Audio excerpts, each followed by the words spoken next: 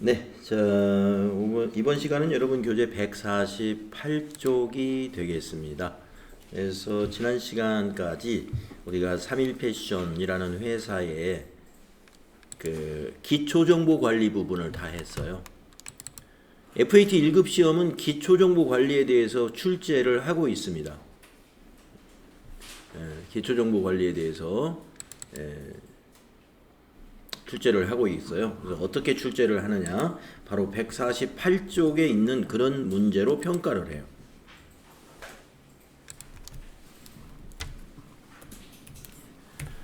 그러니까 148쪽에 있는 식으로 문제를 내는데 그 전에 이제 하라는 작업이 있죠. 뭐를 해라. 어떤 작업을 지시해 놓고요. 그 다음에 그걸 했는가 안 했는가를 평가하기 위해서 문제는 따로 이렇게 내는 거예요.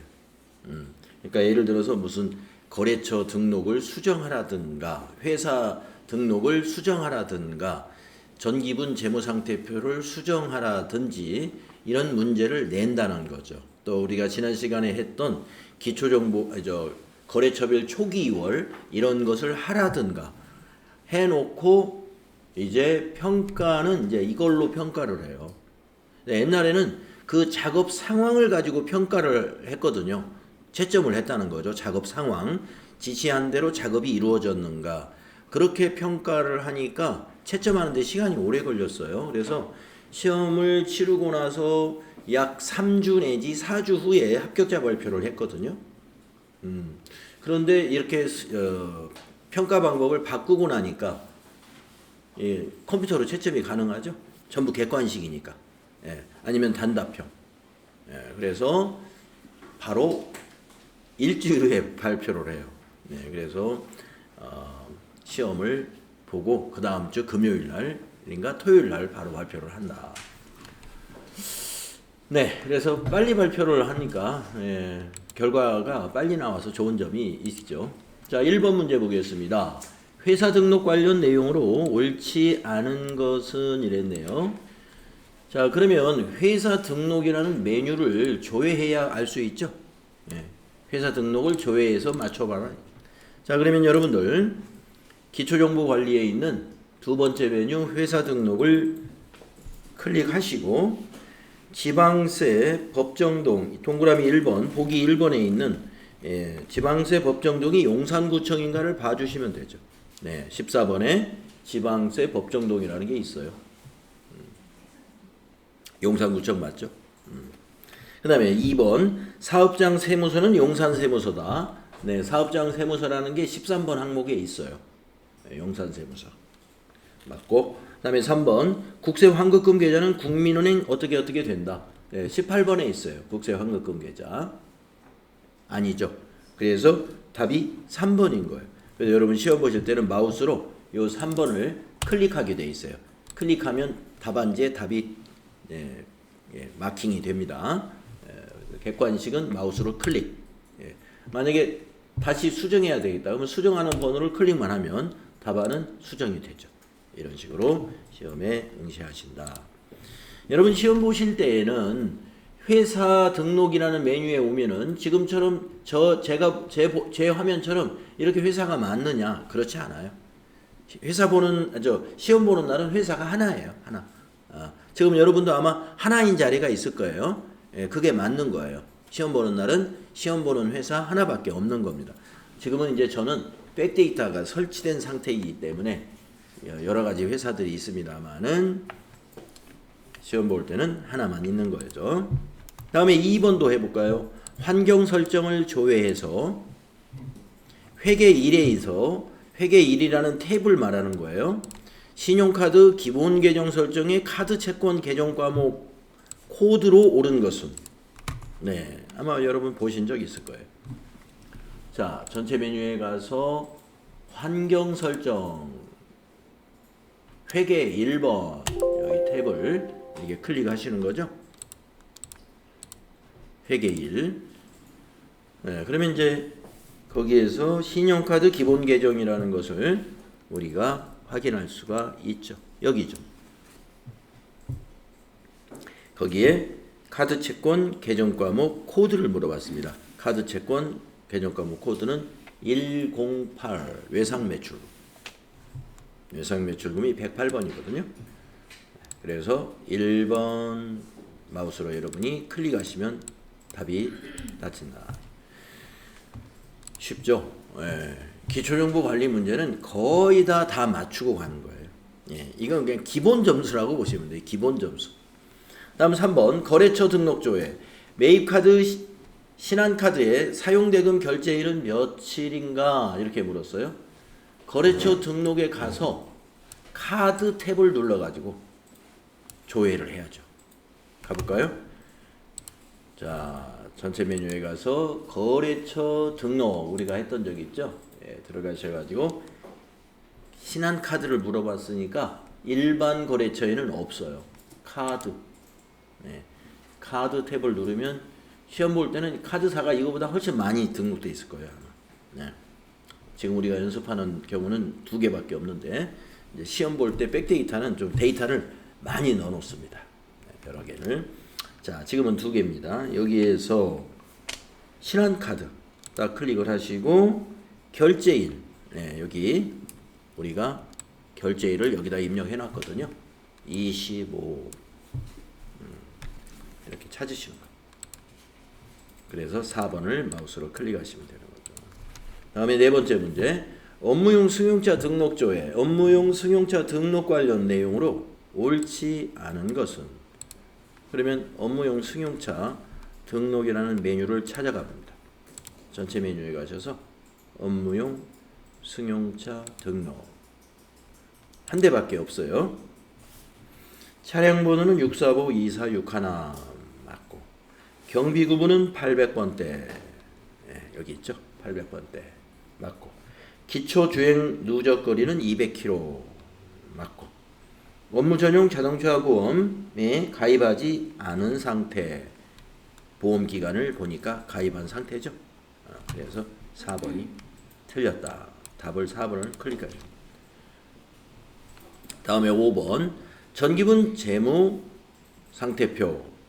전기분 손익계산서 조회. 자, 전기분 재무제표에 대한 내용으로 옳은 것은 이렇게 했어요. 1번. 전기분 재무상태표에 자산 총계가 이렇게 된다. 전기분 재무상태표를 열어야 되겠죠? 전기분 재무상태표. 자산 총계는 어디 있는지 아시죠? 그러니까 이 답을 빨리 찾는다는 것은 뭐냐면 여러 가지 이제 이 프로그램에서 제공하는 여러 가지 장부들, 서식들, 재무제표 이런 것들이 있을 텐데요. 자주 봐야 돼요. 네. 자주 봐가지고 지금 여기서 질문하는 전기분 재무상태표에 자산 총계를 물었어요. 자산 총계가 어디 있는지 여기서 막 헤매고 다닌다. 그러면 시간이 많이 흘러가겠죠. 제가 여러분들 어제 입력할 때 개정 과목 입력은 여기다 하지만 정리는 오른쪽에서 정리가 됩니다. 정리된 쪽에 가야 자산 총계를 볼 수가 있죠. 네, 밑에 있습니다. 부채 총계는 여기에 있습니다. 자본 총계는 여기에 있습니다. 부채와 자본 총계는 여기에 있습니다. 부채와 자본 총계를 왜 굳이 넣어놨을까요? 부채와 자본 총계는 언제나 자산 총계와 같은 것이기 때문에 재무상태표는 자산 총계도 표시하지만 부채 더하기 자본, 부채와 자본 총계도 같이 표시해요. 2개가 일치해야 되니까. 자, 그래서 자산 총계나 부채 자본 총계는 언제나 같은 겁니다. 199-952-000 1번 틀렸죠. 다음에 2번. 전기분 재무상태표에 미처분 이익잉여금을 물어보면요. 2월 이익잉여금을 찾으면 돼요. 같은 겁니다. 예. 우리가 전기분의 미처분 이익잉여금을 2월 받았을 때 2월 이익잉여금으로 이게 명찰만 바꿔준 거예요. 예. 그래서 이것은 같은 것이다. 왜? 전기분에는 이걸 미처분 이익잉여금이라고 했어요. 2월 받을 때 2월 이익잉여금으로 바꿔서 우리가 입력한 것입니다. 같은 거예요. 그래서 맞았다. 옳은 것은 2번이 답이 되겠습니다. 그러면 3번 틀렸겠죠? 한번 볼까요? 전기분 손익계산서 가보겠습니다.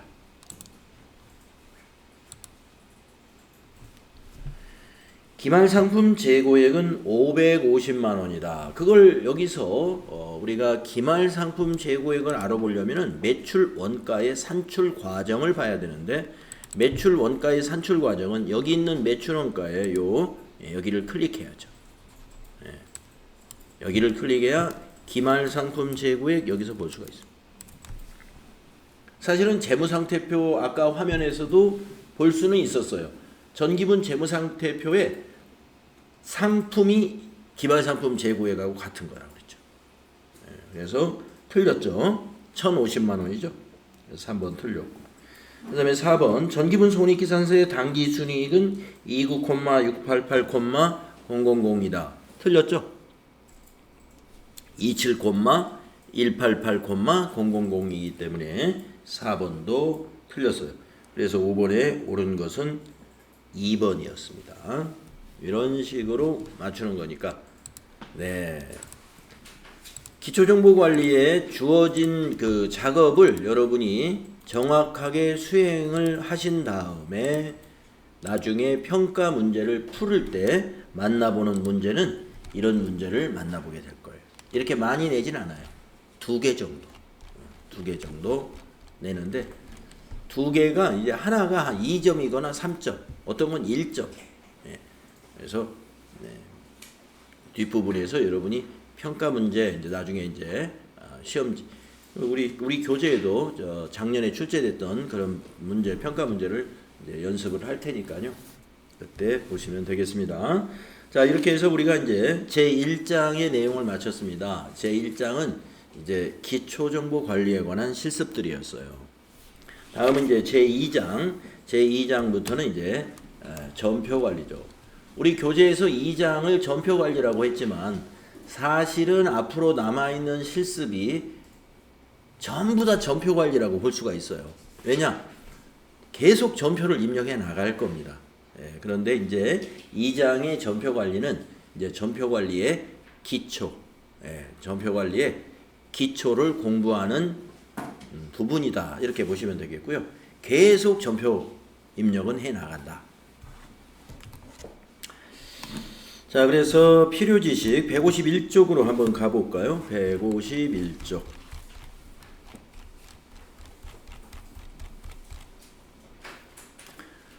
자, 151쪽에 보면 회계상 거래와 일상생활에서의 거래를 그 그림이 있는데, 우리가 이것만 알고 있으면 되죠. 이것만 알고 있으면. 회계상 거래를 이 얘기할 수 있으면 돼요. 회계상 거래는 어떤 것을 회계상 거래라고 말할 수 있냐? 자산, 부채, 자본 증가나 감소, 또 수익과 비용의 발생을 가져오는 것을 우리가 회계상 거래라고 한다 이거죠. 그럼 한번 제가 여러분에게 질문을 한번 해볼게요. 자, 우리 회사의 상품 창고에 있는 상품을 지난밤에 도난을 당했어요. 뚫렸어요. 도둑이 와가지고 훔쳐갔습니다. 그래가지고 금액적으로 한 1,000만 원어치 상품이 사라졌어요. 자, 그러면 이건 회계상 거래인가요? 아닌가요? 거래죠.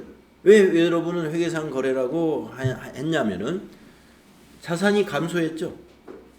상품이 도난당했으니까 자산이 감소했어요.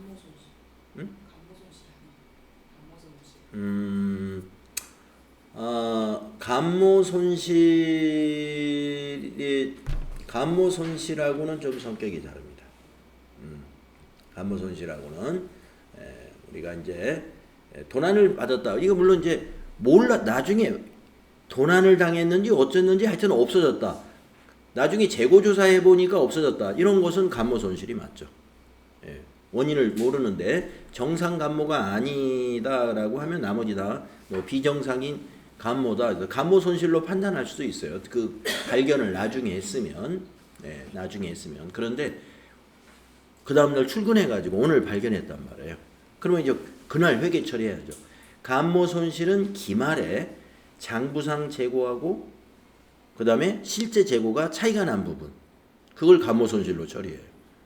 어쩔 수 없는 차이는 매출원가로 포함을 시키는 거고, 조사해 보니까 도난을 맞았다든가 이런 것이 확인이 됐어요. 그때는 이제 영업의 비용으로 처리하는 재고자산 감모손실 기말에 그렇게 처리하는데, 지금처럼 이제 당시에 발견이 됐다 그러면 당시에 그것을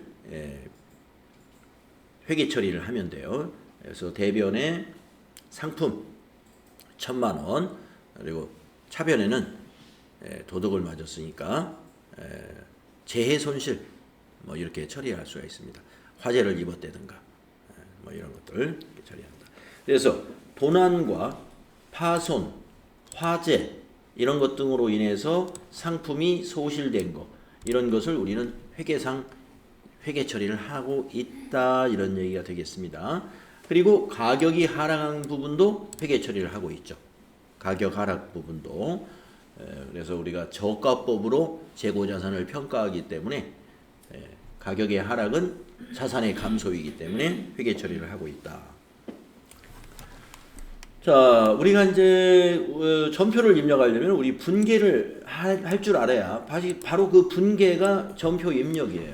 그래서 여러분들 우리가 앞에서 이론 공부할 때 분계 연습 살짝 했었죠. 그때 거래의 판료소에 맞추어서 그 계정 과목이 차변에 와야 되는지 대변에 와야 되는지를 결정을 했었습니다.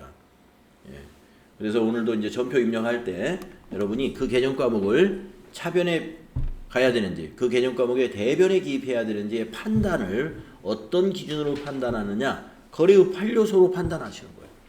거래의 판료소. 그래서 지금처럼 만약에 상품이 없어졌다, 1,000만 원어치. 자, 상품이라는 것은 계정 과목이에요. 재고자산 계정 과목이죠. 자, 감소했어요. 감소했으니까 상품 대변에 기입해야죠. 상품 대변에. 자, 이것을 비용으로 처리해야 돼요. 재해손실로 처리한다고 결정을 했어요. 그럼 비용이 발생했죠. 그러면 재해손실 차변에다 기입한다. 이유는 비용 발생은 차변이고 자산 감소는 대변이기 때문에 그런 것이다. 그래서 거래의 판료소를 꼭 지켜서 회계 처리를 해야 된다 하는 것입니다. 이 차변 요소와 대변 요소는 인과관계를 형성하고 있어요. 한쪽이 결과라면은 그 반대쪽은 원인이 됩니다. 그래서 우리가 이 복식부기의 원리는 원인과 결과의 인과관계를 기록하는 방식의 부기 기록 방법이다 하는 것이죠. 원인과 결과를 다 기록하는 기록 방법을 우리가 복식부기라고 한다. 이 복식부기는 자기 검증 기능을 가지고 있어서 널리 아주 오래전부터 우리가 이러한 원리로 장부를 기록하고 있는 것입니다. 자, 그러면 이제 전표 입력 다음 페이지 넘어가 보시면은요. 일반 전표 입력을 당분간 연습할 거예요. 일반 전표 입력. 우리가 메뉴를 한번 보시게 되면은요. 전표 입력 메뉴가 두 개가 있는데요. 일반 전표 입력 메뉴가 있고 그 바로 밑에 메인 매출 전표 입력 이렇게 있죠. 그러니까 메인 매출과 일반으로 이제 나누어져 있어요. 여러분이 이제 실무를 가서 하신다 그러면 여러분이 판단을 해야 돼요. 이거는 일반 전표에 입력할 내용인가, 메인 매출 전표에 입력할 내용인가를 본인 회계 처리할 실무자가 판단해서 입력을 해야 되죠. 그 판단하는 방법은 이제 여러분이 차차 아시게 됩니다. 차차 아시게 되는데 미리 좀 말씀을 드리면 일반 전표에 입력하는 내용은 부가가치세, 신고서와 무관한 거래,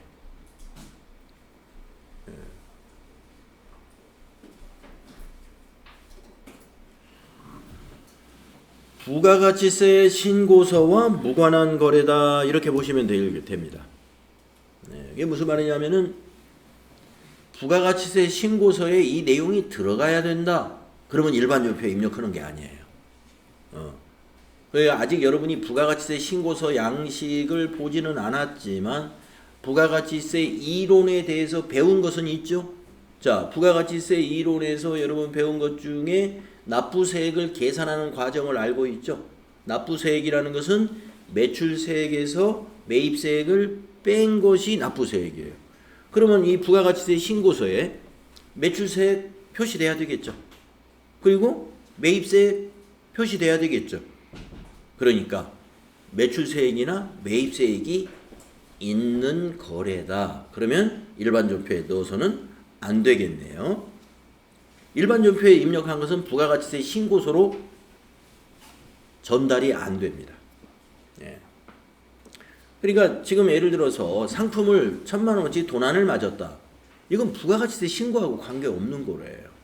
예. 제 손실에 대해서는 과세하지 않아요. 제 손실에 대해서는. 예. 만약에 큰 비가 와가지고 상품이 1,000만 원어치가 소실됐다.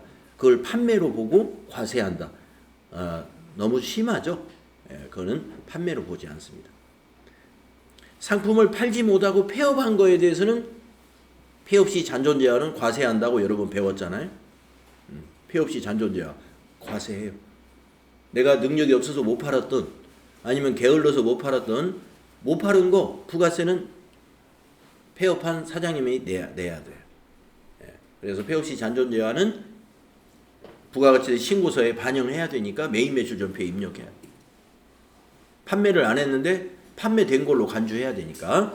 자, 그래서 일단은 일반 전표 입력을 먼저 연습할 텐데 일반 전표 입력에 입력되는 것은 매입 부가세나 매출 부가세하고 관계없는 거래들만 앞으로 당분간 입력을 할 것이다. 이렇게 보시고 한번 여러분도 진짜 매출 부가세나 매입 부가세가 없는 거래인지 한번 확인을 해 보시면 되겠습니다.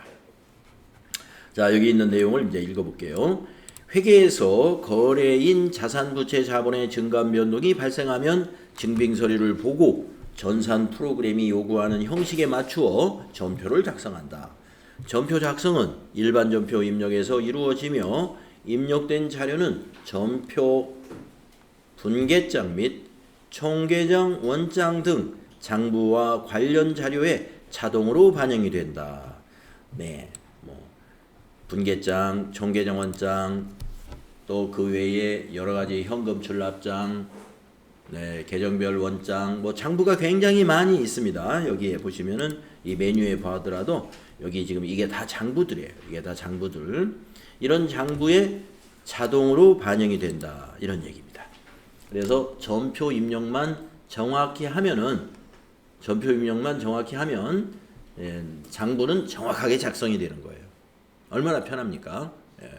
과거에 수기로 했을 때는 전표에다가 작성을 해가지고 윗사람 결제 받고 결제가 끝나면 다시 그 전표를 장부에 옮겨 적고 또 옮겨 적는 게 끝나면 퇴근할 때 일개표 장부에 있는 것을 전부 차변대변을 한쪽에 모아가지고 합계잔액 시산표처럼 가운데 계정 과목을 딱 쓰고 그날 거래가 있었던 차변대변의 금액을 딱 맞춰서 일개표 결제를 어떤 회사는 퇴근할 때 결제를 받고 퇴근해라. 어떤 회사는 다음날 아침에 결제를 받고 퇴근해라. 이런 거예요.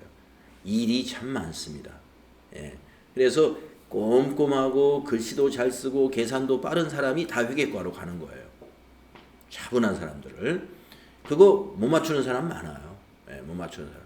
그래서 항상 집중을 해야 돼요. 하루 종일 집중. 예. 그렇지 않으면 뭔가 빠져가지고 애를 먹습니다. 자, 그런데 지금 전산한 회계에서는 그렇지가 않아요. 전표 입력할 때만 우리가 정확하게 입력을 하면 나머지는 전부 기계적으로 프로그램이 가장 정확하게 해주기 때문에 걱정이 없죠. 예. 그래서 참 우리가 쉬워졌다 이렇게 보시면 되고요. 또 일부 전표는 자동으로 전표가 만들어져요. 예. 그걸 얼마나 또 편해졌습니까? 예. 그래서 그만큼 우리 사무 생산성이 높아졌습니다. 그래서 결국에 이제 우리 사람이 하는 일들은 조금 더 머리를 쓰는 일들을 하는 거죠. 예. 단순 반복적인 것은 이제 컴퓨터 프로그램이 거의 맡아서 하고 있는 셈이에요. 예, 그래서 그러면 우리는 몰라도 되는 거 아니야? 이거 회계를 모르면 컴퓨터가 제대로 했는지 안 했는지 검증을 못 하잖아요. 검증은 사람이 하는 거죠. 예, 여러분이 컴퓨터 프로그램을 그냥 믿을 거예요? 예, 그렇지 않습니다. 컴퓨터 프로그램도 사람이 개입해서 만든 거예요. 누군가 개입하면 결과를 다르게 나오게끔도 할 수 있는 거예요. 그러니까 일단은 회계 담당자다 그러면 회계 지식, 회계 이론은 잘 알고 있어야 당연한 것입니다. 예. 다만 이제 단순 반복적인 일들을 좀 줄였다 이렇게 보시면 되겠어요. 그래서 우리가 가장 첫 단계 전표 입력 단계는 아직도 수동 입력이 상당히 많기 때문에 여기에서 집중해서 입력을 정확히 하는 게 지금 현재 매우 중요하다 이렇게 보면 되겠습니다. 자, 그러면 전표 입력하려면 전표 번호도 만들어지고요. 예, 계정 과목 코드도 입력해야 되고요. 또 불필요한 잘못 입력을 쓰면 전표 삭제도 해야 되고요. 또 전표가 뭐 정렬이 필요하면 정렬도 할 수 있습니다. 네. 여기에 모아놓은 것들은 우리가 입력하면서 자연스럽게 알게 되는 거니까 그냥 넘어가시면 되고요. 자, 전표의 종류 2, 3, 4 우선 요거를 좀 설명드리겠습니다. 자, 일반 전표에서 우리가 일반 전표를 입력할 때 우리가 세 가지 유형이 있어요. 세 가지 유형이 뭐냐? 첫째 하나는 출금 전표 유형입니다. 출금 전표. 자, 출금 전표를 제가 살짝 보여드리면 메뉴는 똑같아요. 일반 전표 입력에다 입력을 하는데 제가 만약에 날짜를 입력하고 여기 구분에다가 여기 밑에 보시면 메시지가 있는데요. 출금이라고 여기 1번에 글씨가 작아서 잘 안 보일 겁니다만은 예, 아무튼 1번이 출금이에요. 그러면 제가 여기다가 1번 이렇게 입력하잖아요. 그러면 이게 출금 전표를 쓰겠다라고 내가 정의를 한 거예요. 그랬을 때 이 화면이 어떻게 바뀌었냐면은 대변에 현금이라고 기록이 됩니다. 아, 출금이라는 것은 대변은 현금으로 기록하겠다 이런 뜻이에요.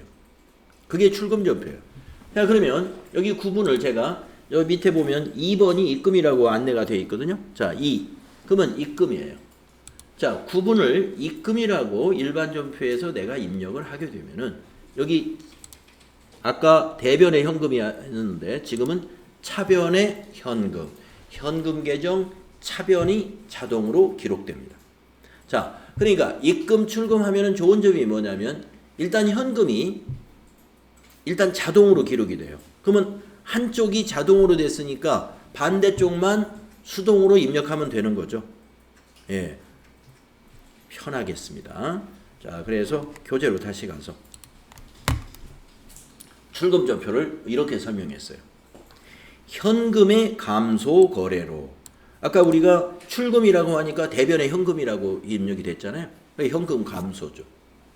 현금의 감소 거래로 현금 계정 대변에 기입되며 거래 총액이 현금으로 이루어진 거래. 전제가 있어요.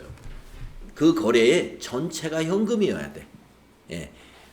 일부는 현금이고 일부는 외상이라든가 일부는 현금이고 일부는 보통예금이라든가 이렇게 거래 금액이 만약에 전체가 10만 원이라고 봤을 때 5만 원은 현금이고 5만 원은 보통예금이다 할 때는 출금 전표를 작성하면 안 돼요. 거래 총액이 현금인 경우에 그리고 그러면서 출금일 때 출금 전표 작성하면 아주 간단합니다. 일단 절반이 일이 생략되기 때문에 그런 점에서 간단하다는 것이죠. 자, 이런 거래를 출금 거래라 한다 이거죠. 전표 입력 시 구분란에 1번을 입력했어요. 제가 보여드렸죠. 그러면 출금이라고 표시가 되며 자동으로 대변에 현금이 입력되므로 차변 계정 과목만 입력하면 된다. 예. 이런 역할이 하는 게 출금 전표입니다. 자, 그러면 입금 전표는 반대로 설명하겠어요. 야, 입금 전표. 현금의 증가 거래로 현금 계정 차변에 기입되며 거래 총액이 현금으로 이루어진 거래를 이것도 마찬가지예요. 입금 전표도 거래 총액이 현금이었을 때만 사용하는 겁니다. 입금 거래라고 한다. 전표 입력 시 구분란에 2를 우리가 입력했잖아요. 조금 전에 2를 입력하면 입금으로 표시되며 자동으로 차변에 현금이 입력되므로 우리는 대변에 들어갈 계정과목만 입력하면 되더라 하는 것이죠. 더 좀 말씀드리면 두 줄로 입력해야 될 걸 한 줄로 입력할 수 있다 이렇게 볼 수가 있습니다. 두 줄로 입력하는 게 이제 그 밑에 나오는 대체 전표예요. 대체 전표는 두 줄 이상으로 입력합니다. 입금이나 출금 전표는 아까 그 전표 입력하는 그 화면에서 한 줄로 끝나요. 한 줄로. 자, 그러면 대체 전표 보겠습니다. 자, 대체 전표 작성하기는 거래 총액 중 일부가 현금인 거래나 현금이 포함되지 않는 거래일 경우. 예, 그렇습니다. 일부만 현금이거나 아니면 아예 현금이 없는 거래, 이런 것은 대체 전표라고 합니다. 이런 전표를 대체 전표라고 해요. 이런 경우 전표 입력 시에 뭐라고 입력하냐면 차변은 3번이라고 입력하고 대변은 4번이라고 입력을 할 거예요. 이거 외우는 것이 아니고 여기 아까 입력할 때 보셨습니다만은 여기 구분에다가 커서를 놓으면 밑에 메시지에 다 나와요. 3번 차변, 4번 대변. 네, 그러니까 우리가 대체 전표라는 게 메뉴가 따로 있는 것이 아니라 일반 전표 입력의 저 구분란에다가 3번, 4번 이런 스타일로 입력하면 그것이 옛날에 이제 이 전표를 인쇄해서 쓰던 시절이 있어요. 상당히 오래전 이야기입니다. 한 4, 50년 됐나요? 네. 저는 그때를 살아서 알아요. 전표에 이렇게 입금 전표, 출금 전표, 대체 전표 문방구에서 팔았어요. 그래서 회사에서 전표가 떨어지면 문방구에서 사다가 전표 써서 썼어요. 자, 대체 전표가 우리 프로그램에는 따로 있지 않고 차변, 대변 입력하면 대체 전표예요. 그리고 1번, 2번 입력하면 출금, 입금 이렇게 됩니다. 그런데 왜 교재에서는 이렇게 따로 있는 것처럼 했느냐? 우리가 이제 이 회계가 과거에 이 수기로 했던 것부터 이렇게 이어져 오기 때문에 우리가 출금, 입금, 대체 이렇게 지금 일단 이론적인 정리를 했다 이렇게 보시면 되고요. 이렇게 생각하면 됩니다. 모든 전표를 대체 전표로 다 입력할 수 있다 이렇게 보시면 돼요. 차변 대변으로 안 되는 게 없어요. 모든 전표는 대체 전표로 다 됩니다. 그런데 왜 입금 출금이라는 기능을 쓰느냐? 생산성 때문에 그러죠. 우리가 전표 쓸 때도 종이에 쓸 때도 그랬어요. 입금 전표는 당연히 차변이 입금이기 때문에 거기 계정 과목에다가 대변 계정 과목만 딱 쓰면 돼요. 근데 그렇게 쓸 거를 대체 전표에다가 두 줄로 차변 뭐 얼마, 대변 뭐 얼마 하면은 일이 2배로 늘어나는 거죠. 이 쓰는 시간, 기록하는 시간이 2배로 증가하는 거예요. 30초면 쓸 거를 1분이 걸린다. 그것이 누적이 되면은 작업 시간이 늘어나는 거잖아요. 그런 어떤 작업의 효율을 위해서 입금, 출금 전표가 개발이 된 거죠. 그것을 우리가 전산 프로그램에 그대로 반영한 거예요. 입금은 그러면 1번이라고 해가지고 한 줄로 처리하자. 이렇게 과거에 수기로 했던 것을 그대로 했고요. 만약에 양식이 다 떨어졌어. 입금 전표가 양식이 다 떨어졌어요. 그러면 전표 작성을 못하느냐? 대체 전표로 안 되는 게 없어요. 대체 전표로 2칸으로 작성하면 되니까요. 과거에도 그렇게 했었습니다. 그래서 여러분이 대체 전표는 차변 대변 입력하는 것은 모든 거래를 다 소화시킬 수 있어요. 모든 거래를 다 소화시킬 수 있다. 자, 밑에 예제를 만들어 놨어요. 그냥 눈으로 보고 이해만 하시면 됩니다. 자, 출금 전표를 쓰는 경우에요. 거래 내용을 보면은 거래 총액이 현금으로 출금이다. 자, 이 거래 내용을 이 분계를 봤을 때 대변의 현금이고 차변이 상품이거든요. 우리가 이 어떤 거래인가요, 이게? 상품을 현금으로 구입했죠. 예. 근데 전체 금액이 현금이었어요. 자, 밑에 거 보면은 거래 총액이 현금으로 입금된 거래입니다. 그래서 차변의 현금, 대변의 상품 매출이에요. 이건 무슨 거래인가요? 예, 상품을 현금으로 판매했습니다. 예, 상품을 현금으로 판매한 거래. 그 다음에 이제 대체전표를 예를 들었습니다. 첫 번째, 현금이 없는 거래인데, 차변이 비품, 대변의 미지급 금이네요. 이건 어떤 거래인가요? 예, 비품을 사고 외상으로 산 거죠. 대금을 아직 지급하지 않은 상태. 예, 비품을 사고 대금을 아직 지급하지 않은 상태. 현금이 전혀 없죠. 그러니까 차변, 대변 이렇게 대체전표로 3, 4번으로 나누어서 입력을 해야 된다. 그 다음에 밑에는 일부 현금이 일부 있는 거래예요. 차변이 비품, 대변의 현금과 대변의 미지급금. 이게 무슨 거래입니까? 네, 비품을 사고 일부 현금을 지급하고 나머지는 외상. 이럴 때 이런 분계가 되는데 이때는 차변 하나, 대변이 두 줄. 그래서 전표가 세 줄로 입력이 되고요. 작성이 되겠습니다.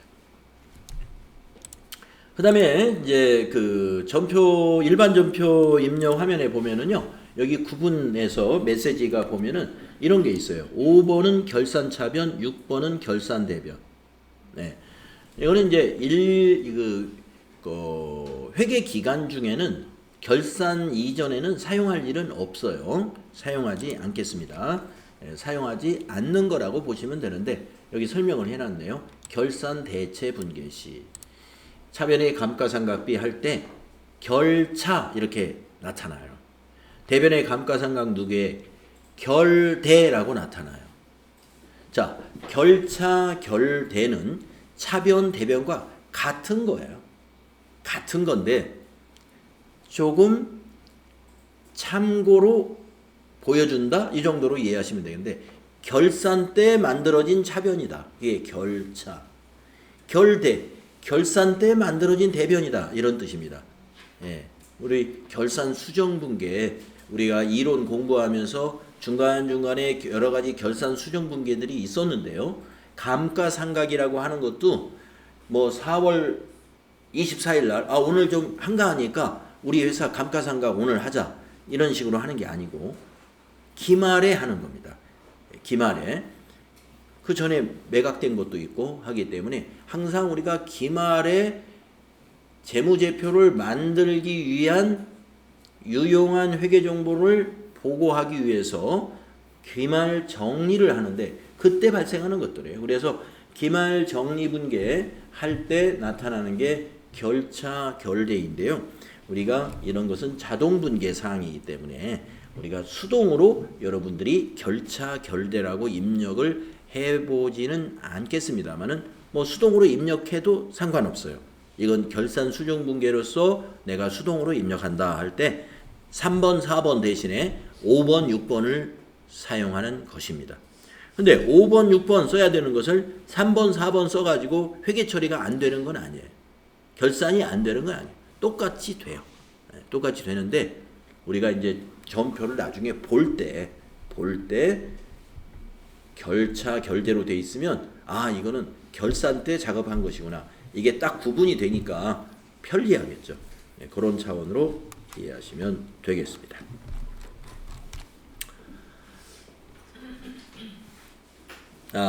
전표를 입력할 때요. 신규 거래처가 있을 때 거래처를 등록하는 방법을 여기서 설명을 했네요. 그 다음 페이지. 그런데 전표를 입력할 때 신규 거래처 물론 입력하는 방법 이런 방법으로 해도 됩니다. 그런데 제가 이제 시험에 대비하는 분들에게는 그냥 이 방법은 몰라도 된다고 제가 합니다. 왜냐하면 이 전표 입력할 때 거래처 입력하는 칸에서 0000 이렇게 입력하면 요 지금 가운데 있는 이 그림이 뜨거든요. 거래처 여기 0000 하면은 이거 뜨는데 이게 팝업 창으로 떠가지고 좀 불안해요. 불안. 그래서 되게 FAT 1급 시험 보시는 분들은 이 프로그램을 다 처음 만나보는 사람들인데 화면 구조가 이게 불안해지면 오히려 실수가 일어납니다. 그래서 만약에 전표 입력 과정의 문제에서 땡땡 거래처를 추가하시오라는 지시가 있으면 우리가 배웠던 거, 이미 해봤던 기초정보관리에 있는 이 거래처 등록, 이 안정된 화면에서 거래처 등록을 입력하는 것을 권장하는 거죠. 이거 화면이 딱 안정되어 있기 때문에 화면이 뭐 움직이거나 그러지 않아요. 그래서 편안하게 거래처 등록을 여기서 하고, 그리고 전표 입력에 와서 전표 작업 따로 하고 이렇게 하면 됩니다. 시간 차이가 별로 없어요, 제가 보기엔. 그래서 오히려 팝업창이 뚝 떠가지고 내가 이거 엔터를 쳐야, 여기서 해야 되나, 확인을 눌러야 되나, 그런 불안한 것보다는 여기가 좋겠더라. 그래서 요거는 전표 입력 과정에서 등록하는 화면, 요거는 참고로 알고 계시면 되겠고요. 그 다음에 요 동그라미 2번은 뭘 말하는가요? 거래처 코드를 입력해야 한다라는 강조를 해드렸는데요. 우리가 기초정보관리에서 일반 거래처, 은행 거래처, 카드 거래처 등록을 했지 않습니까? 그때 코드를 다 만들었죠. 그 코드를 꼭 반영해야 되는 계정 과목들이 여기에 있습니다. 여기에 없는 계정 과목들은 그 거래처를 코드로 굳이 입력하지 않아도 돼요. 만약에 복리후생비, 만약에 관고 설렁탕에서 직원들이 야근 식대로 식사를 했다. 그래서 복리후생비 5만 원 하고서 거기다가 관고 설렁탕 이렇게 거래처를 넣어주는데 코드로 안 넣어도 돼요. 그건 비용이니까. 그러니까 문자로만 관고 설렁탕이라고 다뤄두면 나중에 어떤 적요라는 개념에서 내용으로 참고가 되겠습니다만은, 거래처를 반드시 코드로, 여기서 말하는 코드를 입력해야 되는 계정은 채권, 채무, 그리고 예금입니다. 예금. 요 계정 과목들은요, 이제 우리가 전표 입력하면서 언제나 제가 거래처 코드란에다가 거래처를 입력하세요 이렇게 할 거예요. 앞으로 연습을 그렇게 할 겁니다. 자, 왜 그러느냐? 거래처별 원장이 필요하기 때문에 그래요. 거래처 원장이 필요하니까. 거래처 원장. 그러면 아까 관고 설렁탕에서 만약에 외상으로 밥을 먹었으면 채무가 되네요. 물론 복리후생비에는 거래처 관리가 필요 없어요. 하지만 외상으로 먹었다. 그러면 벌써 미지급금이 되죠.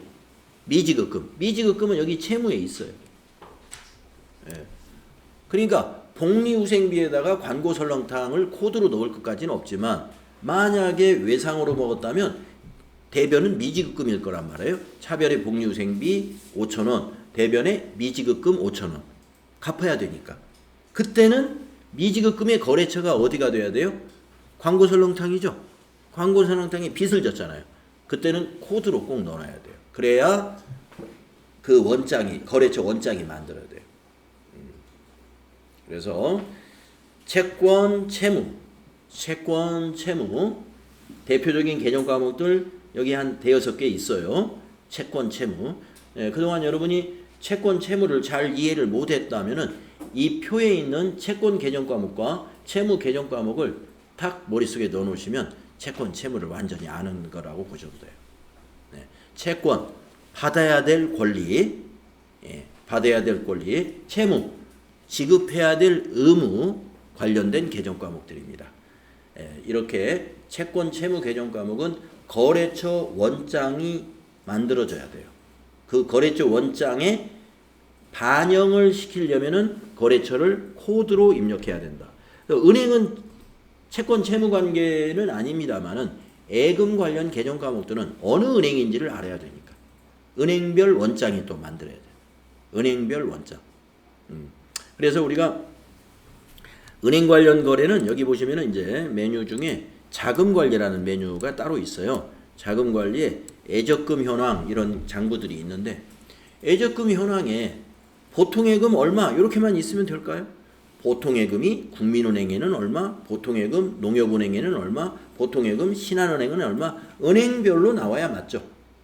그러니까 은행 관련 개정 과목도 은행을 코드로 꼭 관리를 해야 되겠다. 그래서 우리가 거래처 등록할 때 은행 거래처를 코드를 만들어 놓은 것입니다. 네. 자, 그러면 이제 실습을 한번 해볼까요? 네, 실습. 네, 그 밑에 이제 수행과제 일반전표 입력하는 연습을 하는 거예요. 다음 증빙을 참고하여 3일 패션의 출금, 입금, 대체, 전표 입력을 수행하시오. 첫 번째 문제, 출금 전표 작성하기라고 되어 있네요. 자, 내용을 읽어봅니다. 이게 무슨 영수증인가? 회계팀의 회계결산 업무 시에 야근 식대를 현금으로 지급하고 받은 영수증이다. 이랬습니다. 자, 이 영수증이 3만원짜리 영수증이네요. 우리가 3만원 이내는 우리가 이렇게 영수증을 받아도 우리가 그 가산세, 법인세 신고할 때 가산세를 부담하지 않아도 됩니다. 근데 3만원이 초과됐을 때는요, 이런 영수증을 받게 되면은 가산세 대상이 돼요. 그렇기 때문에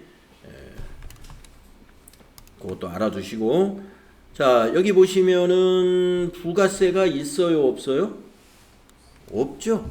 그러니까 일반전표 입력 문제로 내는 거예요. 연습을 일반전표 연습으로 이걸 예제로 다룰 수 있는 거예요. 우리가 만약에 여기 식당이 일반 과세 식당이고 한다면은 이왕이면 일반 과세 식당에 가서 밥을 먹고 현금으로 납부했으니까 현금 영수증을 한번 받아왔다고 생각해 볼까요? 현금 영수증을 받아왔으면 여기 부가세 표시가 됩니다. 일반 과세 식당에서 밥을 먹고 현금 영수증을 받아보면은 거기에 밥값이 만약에 3만 원이라 하더라도 이거를 공급가액과 부가세로 쪼개가지고 영수증이 나와요. 그러면 일반 전표에 넣으면 안 돼요. 메인 매출 전표에 넣어서 부가세 공제 받아야죠. 단 몇천 원이라도.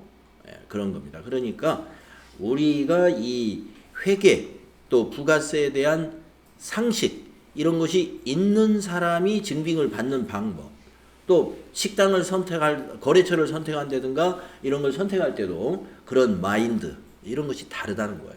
다른 사람 잘 몰라요. 왜 굳이 거기 가서 밥을 먹고 영수증을 받아야 되는가. 바로 이런 것이 쌓이게 되면은 작은 기업은 별거 아닐지 몰라도 대기업 같은 데는 이 규모가 지출되는 규모가 어마어마하잖아요. 그것이 몇천 원이 100건이 쌓이면 몇십만 원이 되고 몇천만 원이 될 수도 있는 거죠. 자, 그래서 이 거래는 현금으로 지출된 거래죠. 일단 부가세가 없어요. 그래서 일반 전표에 입력하는 겁니다. 자, 그럼 여기다가 분계 연습을 한번 써볼까요, 여러분? 책에다 한번 써보십시오. 자, 전표 입력하기 전에 이 분계를 여러분이 한번 생각해 보는 거예요. 자, 야근식 때 복리후생비구나. 복리후생비. 현금 지급했지. 그러면 현금은 자산이란 말이에요. 그러면 현금이 대변이죠.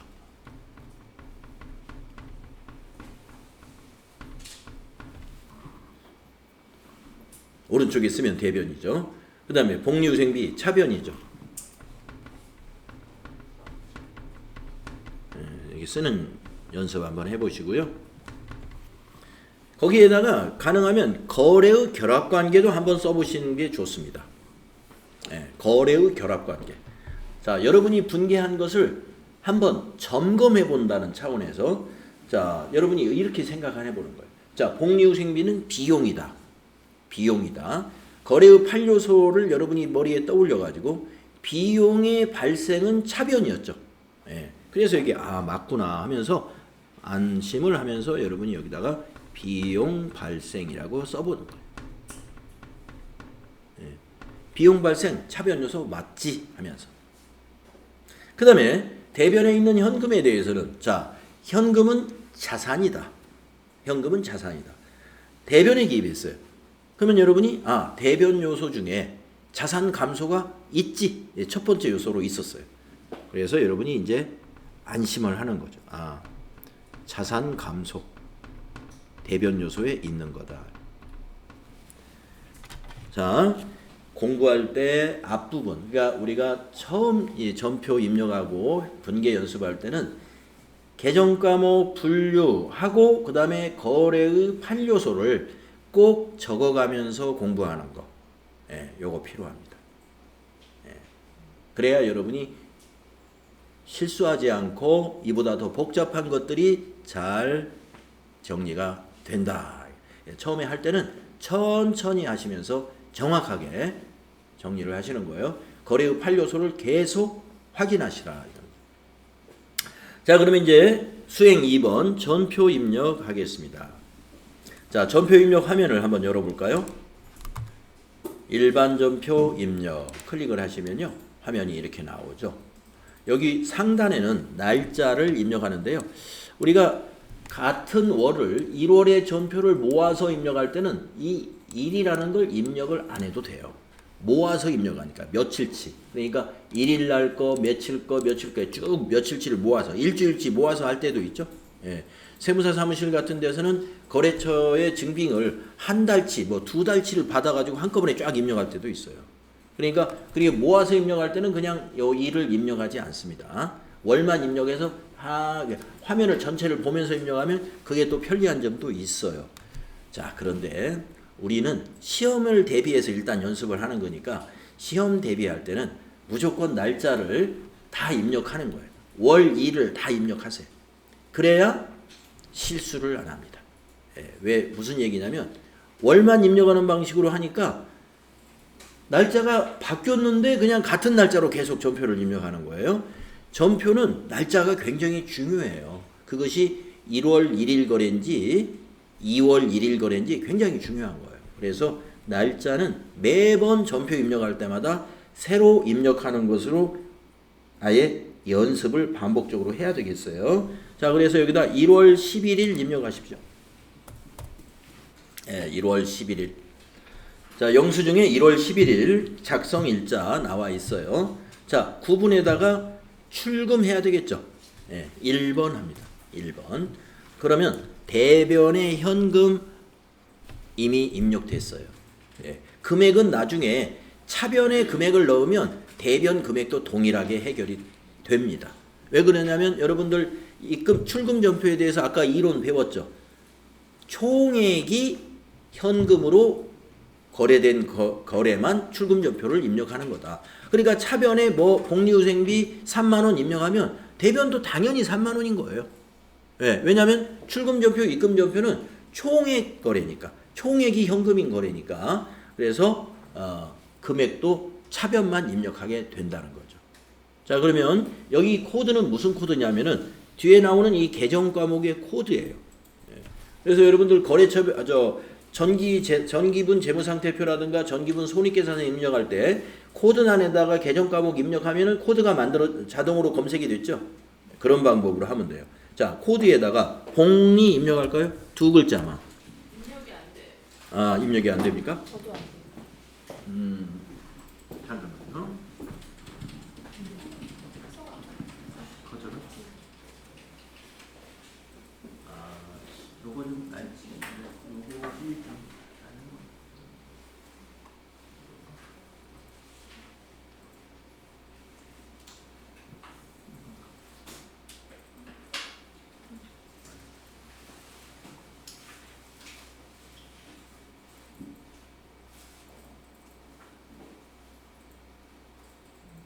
기간으로 나오네.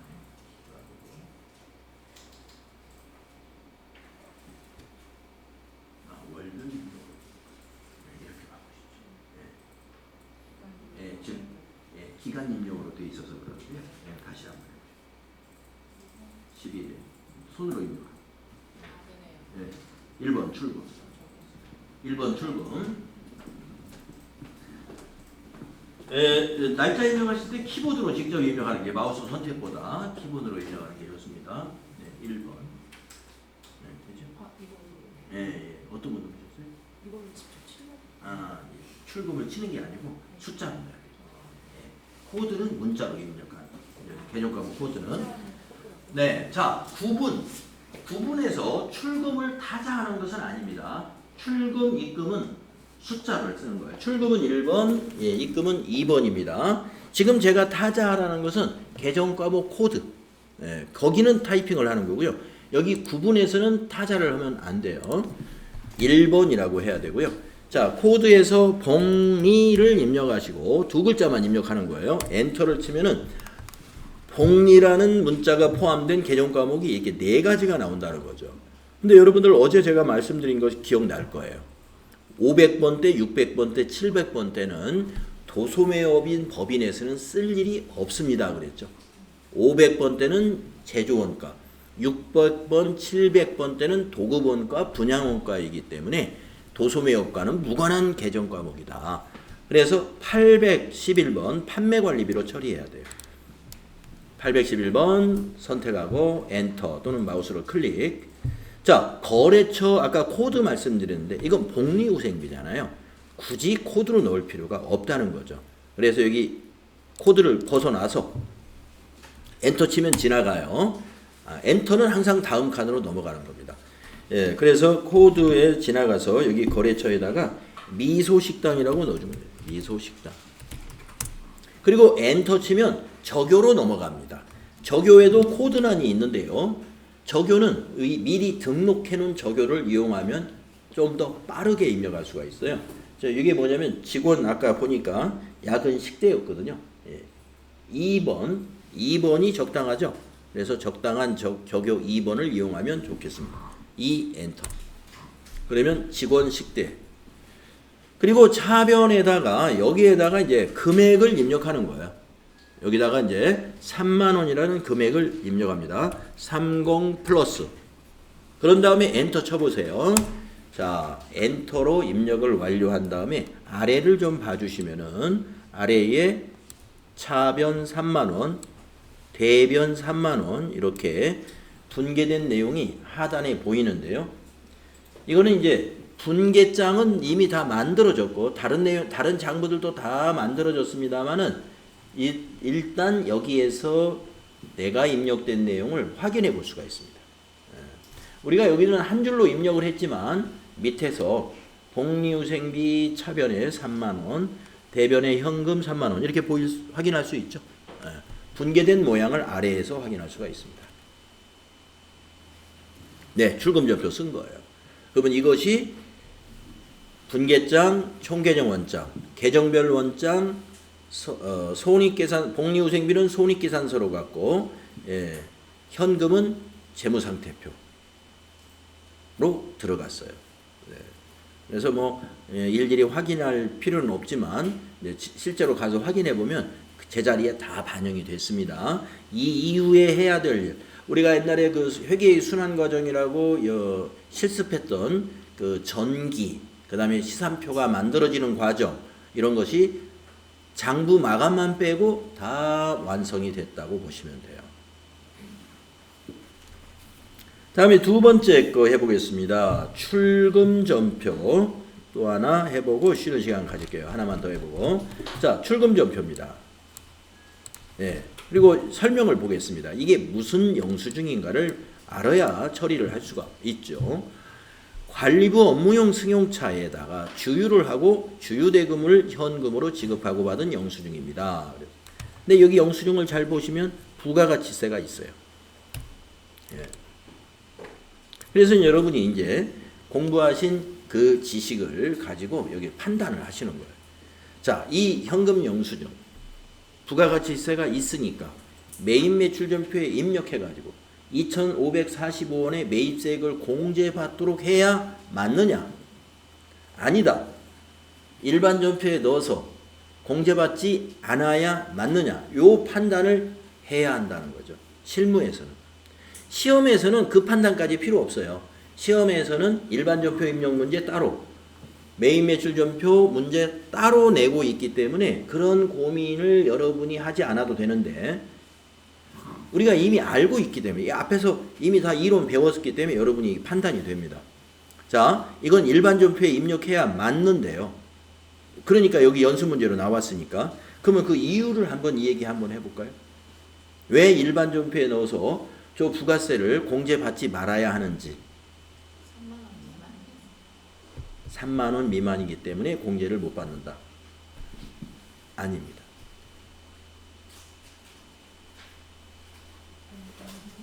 부가가치세 이론 배울 때 배운 내용이 있는데,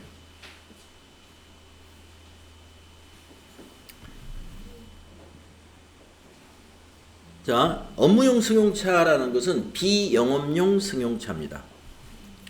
그래서 여러분들이 저하고 그 부가가치세 이론을 정리한 페이지를 한번 찾아가 보면은요, 우리 부가가치세 이론을 몇 페이지에서 했느냐면은 매입세액 부분에서